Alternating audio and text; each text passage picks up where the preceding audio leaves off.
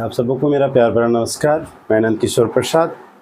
आप देख रहे हैं चैप्टर प्रोनाउंस, जो कि बेसिक टू एडवांस लेवल तक की जानकारी मैं इस चैप्टर में दे रहा हूं, जो कम्पिटिटिव लेवल के सारे स्टूडेंट के लिए बहुत ही इम्पॉर्टेंट है। तो आज हम लोग इस वीडियो में आगे चलते हैं, आगे के रूल्स को देखते हैं। उम्मीद है कि पीछे का रूल्स आप अच्छे से देखे होंगे, अच्छे से आपको याद हो गया होगा। वो टेबल जो possessive, adjective, pronoun, subjective case, objective case, ये सारे जो टेबल मैंने बनाया था, मुझे उम्मीद है आप सबको वो टेबल अच्छे से याद हो गया होगा और आप अच्छे से समझ भी गए होंगे। तो आज हम देखते हैं पॉजेसिव एडजेक्टिव और पॉजेसिव प्रोनाउन। ठीक है। तो आज इन दोनों मैंने लिखा है पॉजेसिव एडजेक्टिव बनाम पॉजेसिव प्रोनाउन। तो पॉजेसिव एडजेक्टिव और पॉजेसिव प्रोनाउन के बीच क्या अंतर है, कब हम कैसे उसका यूज करते हैं, कैसे उसे पहचानते हैं और सेंटेंस में उसका क्या प्लेसमेंट होता है, कैसे हम जानेंगे कि कहाँ पे हमें पॉजेसिव एडजेक्टिव देना है और कहाँ पे पॉजेसिव प्रोनाउन देना है। तो इन सारी चीज़ों का आज मैं जिक्र करूँगा। उसके बाद मैं एज और देन के बाद कौन सा केस यूज़ करूँगा। मैं एज के बाद सब्जेक्टिव केस यूज़ होगा या ऑब्जेक्टिव केस, उसी तरह से देन के बाद सब्जेक्टिव केस यूज़ होगा या ऑब्जेक्टिव केस। इसकी चर्चा मैं आज के क्लास में, आज के वीडियो में मैं करूँगा। इसलिए आप इस वीडियो को स्किप कर ना देखें और अभी तक आप चैनल सब्सक्राइब नहीं किए तो प्लीज़ जल्दी से चैनल सब्सक्राइब कर लें, लाइक कर लें और कमेंट करें। ठीक है। तो देखें आज हम पॉजेसिव एडजेक्टिव और पॉजेसिव प्रोनाउन के बीच अंतर क्या है। तो बड़े ही सिंपल ढंग से मैंने इसे बोर्ड पे लिखा है, आप इसे बहुत ही आसानी से समझ सकते हैं। तो यहाँ देखें, सबसे पहले पॉजेसिव एडजेक्टिव, ठीक है। उसके बाद हम यहाँ पे पॉजेसिव प्रोनाउन का भी जिक्र किए हैं और दोनों को बिल्कुल अलग अलग मैंने समझाने का प्रयास किया है। तो पॉजेसिव एडजेक्टिव, जैसा कि टेबल में मैं चार्ट जो बनाया था उसमें मैं इन सारे वर्ड्स का यूज़ किया था कि पॉजेसिव एडजेक्टिव कौन कौन से हैं। ठीक है। तो यहाँ पे my, our, your, his, her, its, their, ये सारे वर्ड्स जो हैं वो पॉजेसिव एडजेक्टिव हैं। ठीक है। उसी तरह से पॉजेसिव प्रोनाउन को अगर देखें तो mine, ours, yours, his, hers और दियर्स, ये सारे जो हैं सो पॉजेसिव प्रोनाउन हैं। अब आगे क्या है, अब पहले हम पॉजेसिव एडजेक्टिव को समझ लें कि a pronoun is always after them. इसका मतलब क्या हुआ कि इनके बाद हमेशा, ऑलवेज, ठीक है, ऑलवेज मीन्स हमेशा। तो a noun is always after them, यानी इनके तुरंत बाद क्या आता है, नाउन आता है। ठीक है, नाउन आता है। जैसे यहाँ पे देखें, ये माई क्या है, तो पॉजेसिव एडजेक्टिव। पॉजेसिव जो वर्ड है ना, ये किस चीज़ से बना, पोजेशन से बना। ये किस चीज़ से बना, पोजेशन से बना। और पोजेशन का मतलब क्या होता है, अधिकार। पोजेशन का मतलब क्या होता है, अधिकार।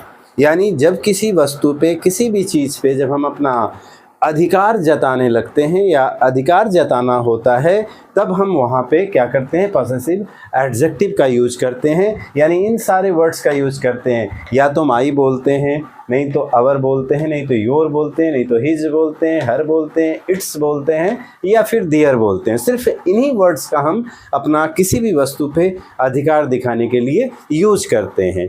तो जाहिर सी बात है कि वो वस्तु को भी हमें, उस वस्तु का भी जिक्र सेंटेंस में करना होगा जिस वस्तु पे हम अपना अधिकार दिखा रहे हैं।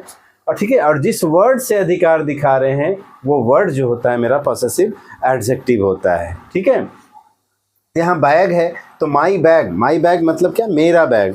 तो इस बैग पे हम अपना क्या कर रहे हैं, अधिकार दिखा रहे हैं, इसलिए माई क्या हो गया, पॉजेसिव एडजेक्टिव हो गया। और यहाँ पे हम लिखे हैं कि noun is always after them, यानी इसके बाद हमेशा नाउन आएगा। आवर भी पॉजेसिव एडजेक्टिव है, इसके बाद क्या आया है, कार आया है, ये नाउन आया है, आवर कार।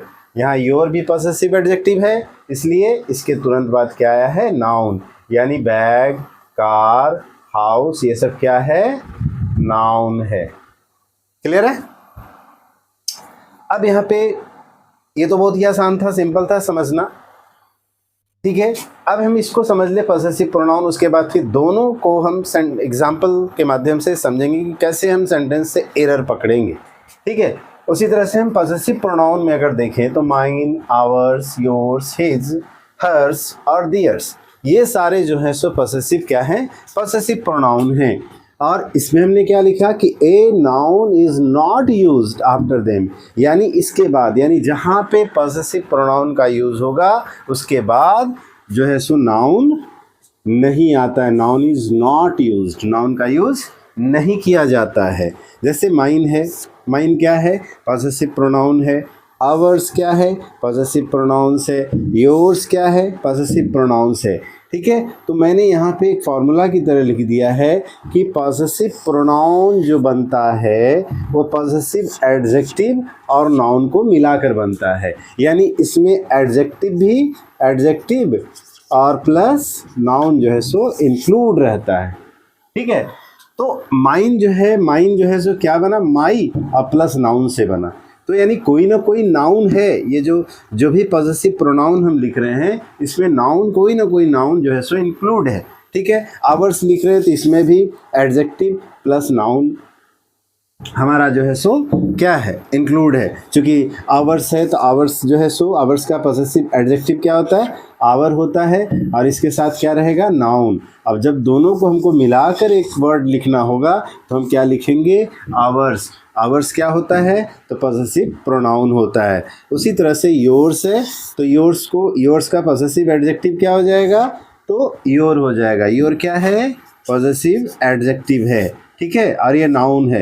ये दोनों जब मिलकर एक नए वर्ड का इजाद हम करेंगे तो वो क्या वर्ड बनेगा, योर्स बनेगा। यानी योर्स में एक नाउन भी छिपा है, एक नाउन भी शामिल है। ठीक है, यानी इसमें जो पॉसेसिव प्रोनाउन होता है इसमें एडजेक्टिव भी होता है और नाउन भी होता है। इसलिए मैंने लिखा है कि mine is equal to my plus noun, ours is equal to our plus noun, उसी तरह से yours is equal to your plus noun. और यहाँ पे मैंने एक फॉर्मूला भी लिख दिया कि possessive pronoun is equal to का साइन है यहाँ पे, is equal to possessive adjective और प्लस नाउन। ये आप याद रख लेंगे तो आपका काम हो जाएगा।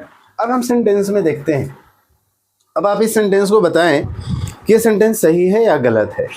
फर्स्ट सेंटेंस है कि your car is here but mine car is there. ठीक है, अब यहाँ पे देखें तो क्या प्रॉब्लम है भाई, प्रॉब्लम यह है कि सेंटेंस से हमको एरर फाइंड करना है कि सेंटेंस में एरर कहाँ है, या फिर ये सेंटेंस सही है। आप देखकर बताएं। तो हम देखते हैं कि योर कार इज, यहाँ कंपैरिजन हो रहा है, क्या हो रहा है, तुलना हो रहा है। ठीक है, योर कार और माइन कार के बीच में क्या हो रहा है, कंपैरिजन हो रहा है कि your car is here but mine car is there. मतलब बताया जा रहा है, कंपैरिजन इसको नहीं बोलेंगे, बताया जा रहा है कि तुम्हारा कार यहाँ है लेकिन मेरा कार वहाँ है। ठीक है, तो यहाँ पे देख क्या रहे हैं हम कि माइन देखिए, योर कार यानी ये कार क्या है, नाउन है। ठीक है, तो नाउन के पहले आया है, ये क्या हो गया, ये पॉसेसिव एडजेक्टिव हो गया ना, क्योंकि यहाँ पे हम लिखे हैं कि possessive adjective a noun is always after them. ठीक है, और यहाँ पे इस कार पे अधिकार दिखाने के लिए योर शब्द का यूज हुआ है, तो योर कार यानी तुम्हारा कार। ठीक है, या आपका कार। तो यहाँ योर जो है सो क्या है, पॉसेसिव एडजेक्टिव है, और कार क्या है, नाउन है। ठीक है, यहाँ पे इज है, ये भी सही है। हियर, इसमें कोई प्रॉब्लम नहीं है, बट यहाँ तक कोई दिक्कत नहीं है, यहाँ तक सेंटेंस में कोई दिक्कत नहीं लग रही है। अब यहाँ पे माइन कार, अब जो सेकंड सेंटेंस है कि माइन कार इज देयर, अब यहाँ पे या तो एरर होगा या तो नहीं होगा। तब देखते हैं कि ये माइन है, ये वर्ड क्या है, माइन। तो माइन क्या होता है, और माइन के बाद क्या आया है, नाउन आया है। ठीक है, और माइन क्या है, तो पॉसेसिव प्रोनाउन है। देखिए यहाँ लिस्ट में सबसे पहला है माइन, है कि नहीं है माइन। तो अब माइन के लिए हम पॉसेसिव प्रोनाउन के लिए मैंने क्या लिखा है कि a noun is not used after them, यानी अगर हम पॉसेसिव प्रोनाउन यहाँ लिखते हैं, पॉसेसिव प्रोनाउन लिखते हैं तो इसके बाद जो है सो नाउन नहीं आता है, लेकिन यहाँ पे नाउन आया हुआ है, इसका मतलब है कि गड़बड़ है।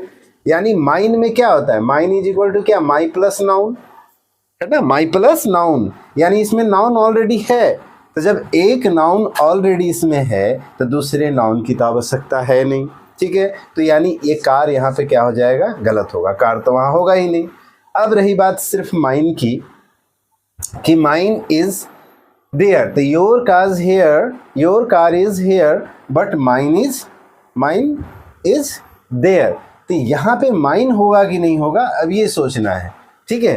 तो यहाँ पे देख लेते हैं कि माइन, तो your car is here but mine is there, तो यहाँ पे कार क्या है, गलत होगा ना, कार तो होगा नहीं, क्योंकि यहाँ पॉजेसिव प्रोनाउन के बाद नाउन बिल्कुल नहीं होता है। क्यों नहीं होता है, क्योंकि यहाँ माइन में जो है सो नाउन जो है सो इंक्लूड रहता है, और एक बार जब हम नाउन का यूज इसमें ऑलरेडी कर चुके हैं तो उस नाउन को हम बार बार यूज नहीं करेंगे, ठीक है। इसलिए यहाँ पे एरर क्या है, कार एरर है, यानी अब जाकर ये सेंटेंस सही होगा। सेंटेंस पूरा क्या सही हो जाएगा, your car is here but mine is there, ठीक है। अब सेंटेंस ये मेरा सही हो। सेकंड सेंटेंस को देखें तो दिस इज माई हाउस, यहाँ तक तो कोई दिक्कत नहीं है। ये हाउस क्या है भाई, नाउन है, माई क्या है, पॉजेसिव एडजेक्टिव है, यहाँ तक तो कोई दिक्कत नहीं है। And where is yours house, फिर यहाँ पे देख रहे हैं क्या है कि योर्स क्या है, ये पॉजेसिव प्रोनाउन है कि नहीं, पीपी पॉजेसिव प्रोनाउन है ना, योर्स पॉजेसिव प्रोनाउन है। अब पॉजेसिव प्रोनाउंस के बाद जो है सो नाउन का यूज नहीं किया जाता है, noun is not used after them, यानी पॉजेसिव प्रोनाउन के बाद जो है सो हम नाउन का यूज करेंगे तो ये क्या होगा, एरर होगा, ठीक है, गलत होगा, यानी यहाँ पे हाउस का यूज करने की आवश्यकता नहीं है।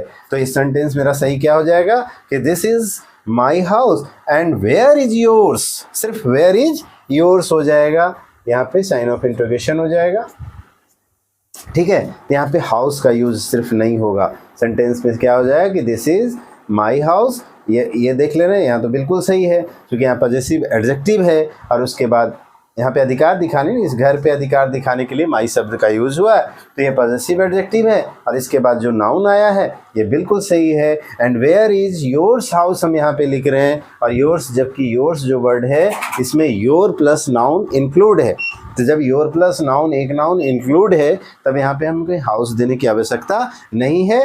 तो यहाँ पे this is my house and where is yours से मेरा सेंटेंस बिल्कुल सही हो जाता है, ठीक है।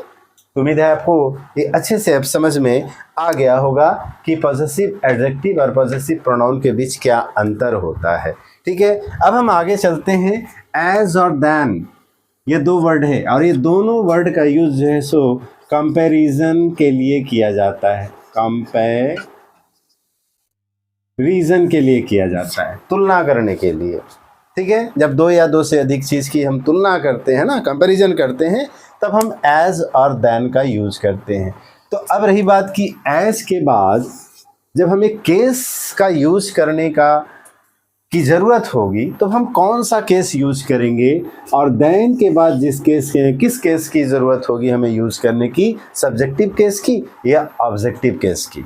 तो इस चीज़ को हम इस रूल में समझेंगे और इसको हम नोट्स में मैंने लिख दिया है समझने के लिए कि कंपैरिजन यानी ये जो तुलना होता है ना, ये always takes place between two equal things, यानी तुलना जब भी की जाती है तो दो बराबर चीज़ों के बीच की जाती है, ठीक है। अलग अलग चीज़ों के बीच तुलना नहीं की जा सकती है, ठीक है। जैसे मैं ये नहीं, अगर हम लंबाई की तुलना ऐसे अगर हम बोलें कि मैं उतना लंबा हूँ जितना कि तुम मोटे हो, तो यहाँ पे तुलना सही नहीं हो रहा है। क्यों? क्योंकि हम लंबाई की तुलना मोटाई से कर रहे हैं, तो इस चीज़ से नहीं है। यानी लंबाई की तुलना हमें किस चीज़ से करनी है, लंबाई से।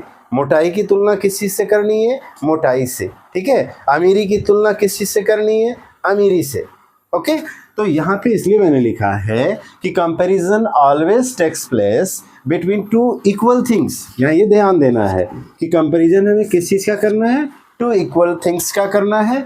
Unequal things can't be compared, यानी अनइक्वल यानी जो बराबर नहीं है, तो अनइक्वल थिंग्स को जो है सो हम कंपेयर नहीं कर सकते हैं, अनइक्वल थिंग्स को कंपेयर नहीं किया जा सकता है। क्लियर है? अब एग्जाम्पल, जैसे एक हम एग्जाम्पल दें कि she is as tall as me, ये इम्पॉर्टेंट है, बहुत ही इम्पॉर्टेंट ये रूल्स है। आप इसको अच्छे से समझेंगे। ये जो क्वेश्चन मैंने यहाँ पे लिखा है ना, ये बैंक पीओ में आया हुआ ये क्वेश्चन है, इसको आप ध्यान से समझेंगे।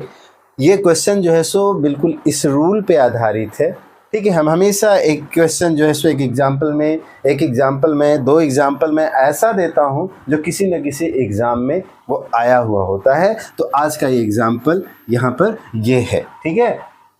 देखिए आप कितना आसानी से इस रूल को अगर आप समझ लें तो कितना आसानी से इसमें एरर पकड़ सकते हैं, ठीक है। तो अब देखते हैं सबसे पहला सेंटेंस, ध्यान से आप देखेंगे और थोड़ा सा लाइक कर दें। अब तक अगर वीडियो अच्छा आपको लगा तो एक लाइक का बटन दबा दें। तो सबसे पहला हमें देखें कि she is as tall as मी, यहाँ पे एक सेंटेंस लिखा हुआ है, ठीक है। तो अब हम क्या पढ़ रहे हैं कि एज और देन, और उसके बाद क्या केस, कि एज के बाद कौन सा केस यूज होगा और देन के बाद कौन सा केस यूज होगा। ये रूल में यही हमें समझना है कि कहाँ पे हम ऑब्जेक्टिव केस यूज करेंगे और कहाँ पे सब्जेक्टिव केस यूज करेंगे। तो अब देखते हैं, अब ज़्यादा हमें दिमाग लगाने की आवश्यकता नहीं है, ठीक है। सबसे पहले हम देख लें कि एज, अब एज के पास यहाँ केस यूज हुआ है, मी हुआ है ना। अब मी हम जान रहे हैं कि क्या है, ये ऑब्जेक्ट है, ये मी क्या है, ऑब्जेक्ट है। तो बस हमें यही देखना है कि ये जो मी एरर इसी पार्ट में होगा, पहले नहीं होगा, इसी पार्ट में एरर होगा। तो अब हमें देखना है कि यहाँ पे ऑब्जेक्टिव केस होगा यानी मी होगा, या इसका सब्जेक्टिव केस होगा यानी आई होगा। यानी इस सेंटेंस को हम ऐसे लिखे तो सही होगा, या ये जो लिखा हुआ है ये सही होगा। अगर हम लिख दें कि she is as tall as me, ये सही है, या she is as tall as I, वो सही होगा, ठीक है। तो आप इसको बड़े ही आसानी से मैं आपको समझा रहा हूँ, आप उसको समझ लें, ठीक है। वो सब छोड़ दीजिए कि किसके बाद कौन सा केस यूज होगा। आपको एज के बाद देखना है ना, तो एज के थोड़ा सा पहले आ जाइए। एज के अगर हम पहले आ जाते हैं तो देखते हैं यहाँ पे कौन सा केस है, ठीक है। हम यहाँ से जब आगे बढ़ेंगे तो हमें या तो ऑब्जेक्ट के पास रुकना है, नहीं तो सब्जेक्ट के पास रुकना है, जो पहले मिलेगा उसके पास रुकना है, ठीक है। तो यहाँ पर आ जाते हैं, तो टॉल है, एज है, ईज है, यहाँ सब्जेक्ट मिल गया, ठीक है। तो सी क्या है, सब्जेक्ट है, ठीक है। और एक चीज़ आप याद रखिएगा हमेशा कि सब्जेक्ट का कंपैरिजन सब्जेक्ट के साथ होगा, ऑब्जेक्ट का कंपैरिजन ऑब्जेक्ट के साथ होगा। इस चीज़ को आपको याद रखना है कि सब्जेक्ट का कंपैरिजन सब्जेक्ट के साथ और ऑब्जेक्ट का कंपैरिजन ऑब्जेक्ट के साथ।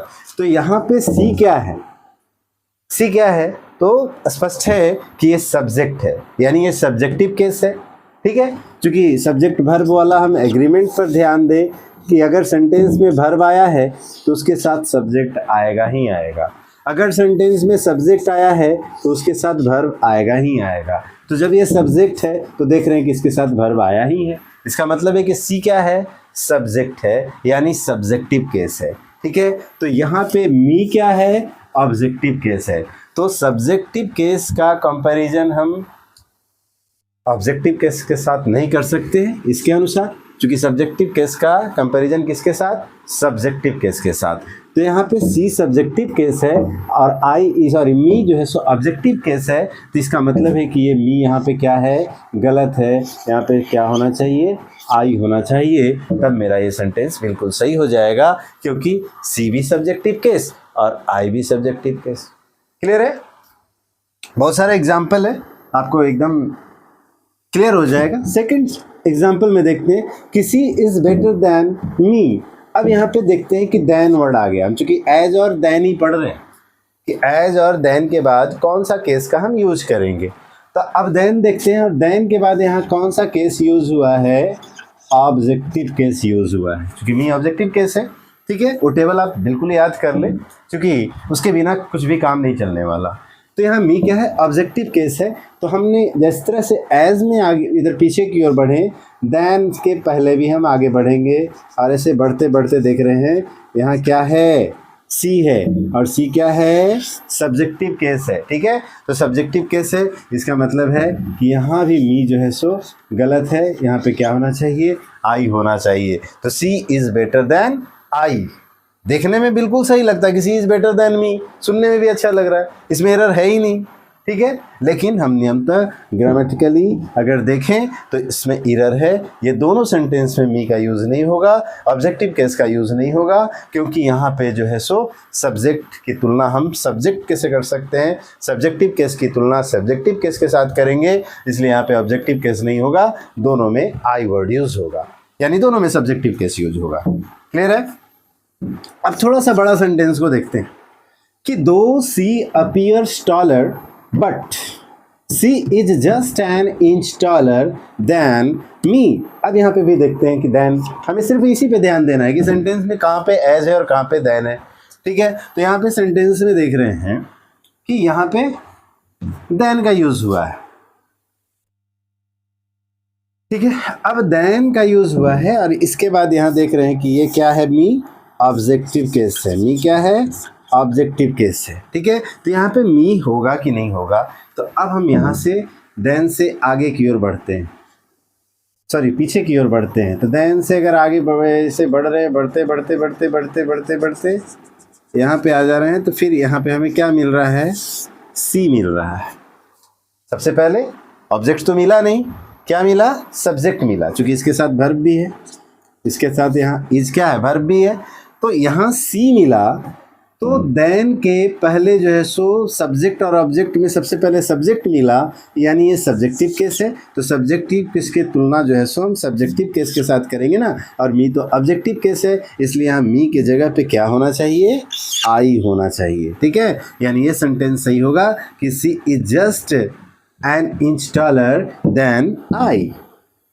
क्लियर। सेकेंड में देखें कि she likes you as much as I. अब यहाँ पे देख रहे हैं कि एज है और एज के बाद क्या यूज हुआ है, सब्जेक्टिव केस यूज हुआ ना, आई, ठीक है। अब जिस तरह से हम पहले आ रहे थे, यहाँ भी पहले आएंगे, एज के पहले आएंगे, आ रहे हैं आ रहे आ रहे आ रहे यहाँ पहुँच गए। तो यू, अब यू जो है सो यू का, अब यू में थोड़ा सा कन्फ्यूजन है, क्योंकि यू का सब्जेक्टिव केस और ऑब्जेक्टिव केस दोनों बराबर होता है, सब्जेक्टिव केस भी यू होता है और ऑब्जेक्टिव केस भी यू होता है, तो हमें इसे पहचानना पड़ेगा। अब ये सब्जेक्ट इसलिए नहीं है क्योंकि ये वर्ब के बाद आया है, लाइक क्या है, लाइक क्या है, वर्ब है, और वर्ब के बाद आया है, यानी ये ऑब्जेक्ट है, इसका मतलब यहाँ पे यू क्या है, ऑब्जेक्टिव केस है, यू क्या है, ऑब्जेक्टिव केस है। तो ऑब्जेक्टिव केस का कंपैरिजन जो है हम ऑब्जेक्टिव के साथ करेंगे, ऑब्जेक्टिव केस के साथ करेंगे, और यहाँ पे आई क्या है, सब्जेक्टिव केस है, तो आई यहाँ पे बिल्कुल गलत है। एज के जगह पे, एज के बाद यहाँ पे क्या होगा, मी होगा, एज के बाद क्या होगा, मी होगा, ठीक है। तो सेंटेंस सही क्या हो जाएगा कि she likes you as much as me, ठीक है, आई नहीं, ठीक है ना, क्योंकि सब्जेक्ट यहाँ था और सब्जेक्ट के यहाँ पहले ऑब्जेक्ट आया था, ऑब्जेक्टिव केस आया था, उसके बाद सब्जेक्टिव केस आया था। और मैंने रूल में क्या बतलाया कि एज के पहले जब हम आते हैं, जो केस पहले मिलता है, अगर ऑब्जेक्ट मिलता है तो आगे ऑब्जेक्ट होगा, एज के बाद ऑब्जेक्ट ऑब्जेक्टिव केस होगा, और अगर सब्जेक्टिव केस यहाँ रहेगा तो सब्जेक्टिव केस। मैंने दोनों तरह का सब्जेक्टिव केस और ऑब्जेक्टिव केस दोनों मैंने बतला दिया। अब ये मेन आ जाते हैं, इसमें एरर पकड़ते हैं, ठीक है, जो कि एग्जाम में आया हुआ, बैंक पीओ में आया हुआ है। कंट्रारी टू अर्लियर रिपोर्ट्स, एक पार्ट ये हो गया, दूसरा पार्ट है यानी ए में यहाँ पे है, एग्जाम में बिल्कुल ऐसे ही रहता है, A B C D E कर I found him brighter then शब्द का यूज हुआ है, यहाँ पे हमें ध्यान देना है, यानी यहाँ पे कंपैरिजन हो रहा है। देन आई, ये सेकेंड पार्ट, थर्ड पार्ट हो गया। ड्यूरिंग आवर मीटिंग, ये फोर्थ पार्ट हो गया, और पांचवा पार्ट में नो एरर, ठीक है। तो कॉन्ट्ररी, अब हम यहाँ देन के बाद देखेंगे, और ज़्यादा हमें हिंदी करने की ज़रूरत नहीं है, सिर्फ रूल्स देखने की ज़रूरत है। तो यहाँ पे देन देख रहे हैं, देन, और देन के बाद यहाँ पे आई आया है, तो आई कौन सा केस है भाई, तो आप बताएंगे सब्जेक्टिव केस है। आई कौन सा केस है, सब्जेक्टिव केस है। तो अब यहाँ पे देन के बाद सब्जेक्टिव केस होगा कि नहीं होगा, हम क्या रूल बताएं कि इससे हमें क्या आना है, पहले आना है। कब तक आना है, जब तक हमको ऑब्जेक्ट या सब्जेक्ट मिल ना जाए। तो यहाँ पे मिल गया, ये हिम क्या है, इन ऑब्जेक्टिव केस है। ये ऑब्जेक्टिव केस क्यों है? क्योंकि ये वर्ब के बाद आया है। फाउंड क्या है? वर्ब है, और वर्ब के बाद ऑब्जेक्ट आता है, यानी ये ऑब्जेक्टिव केस में है। और जब ये ऑब्जेक्टिव केस में है तो देन के बाद जो होगा ये आई ऑब्जेक्टिव केस में होगा, यानी आई के जगह पे क्या हो जाएगा? मी होगा। ठीक है, क्लियर है? यानी सेंटेंस के डीसी पार्ट में एरर होगा, एक ही पार्ट में एरर होता है। ठीक है, बाकी ये पूरा सेंटेंस सही है, सिर्फ यहाँ पे आई के जगह पे क्या होगा? मी होगा। अब हमें उम्मीद है कि इतने सारे मैंने एग्जाम्पल्स एज देन, उसके बाद जो कौन सा केस होगा उसमें मैंने बतलाया। हमें उम्मीद है कि आप अच्छे से इस रूल्स को समझ गए होंगे। ठीक है, तो आज के लिए इतना ही। आज हम लोग ने क्या देखा? पॉजेसिव एडजेक्टिव और पॉजेसिव प्रोनाउन के बीच डिफरेंस, इसको हम कैसे पहचानेंगे और कैसे यूज करेंगे। ठीक है, और दूसरा हम लोगों ने देखा कि एज और देन के बाद कौन सा केस का हम यूज करेंगे। ठीक है, वो रटने वाली बात नहीं है, मैंने लॉजिकली बतला दिया कि आप आसानी से कैसे इसे पहचानेंगे, बिल्कुल शॉर्टकट तरीके से। ठीक है, तो आज के लिए बस इतना ही। एक बार फिर से मैं आपको बता दूं, अगर आप अभी तक मेरे चैनल को सब्सक्राइब नहीं किए तो सब्सक्राइब कर लें, लाइक कर लें और एक कमेंट ज़रूर करें कि आपको आज का वीडियो कैसा लगा। मिलते हैं हम लोग नेक्स्ट वीडियो में। ठीक है, धन्यवाद।